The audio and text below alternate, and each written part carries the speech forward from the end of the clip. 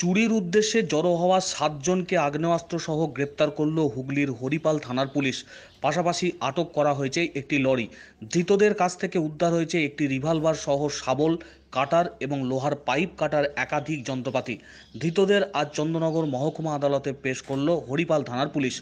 Police সূত্রে জানা গেছে, হুগলি জেলার বিভিন্ন ব্লকে পানীয় জলের পাইপলাইন বসানোর কাজ চলছিল দীর্ঘদিন ধরে। তবে ভোটের জন্য কাজ বন্ধ থাকায় সেই সুযোগ কাজে লাগায় দুষ্কৃতীরা। জেলার একাধিক ব্লক থেকে চুরি হচ্ছিল লোহার পাইপ। গতকাল রাতে একদল দুষ্কৃতী হরিপাল থানার ইলিপুর শ্রীপতিপুর পঞ্চায়েতের পাশে জড়ো করে রাখা লক্ষ লক্ষ টাকার লোহার পাইপ লরি বোঝাই করে চুরি করার সময় গোপন সূত্রে খবর পেয়ে আচমকা হানা দেয় হরিপাল থানার পুলিশ এবং লোহার পাইপ লরিতে বোঝাই করার সময় 7 জন দুষ্কৃতীকে হাতে নাতে ধরে ফেলে।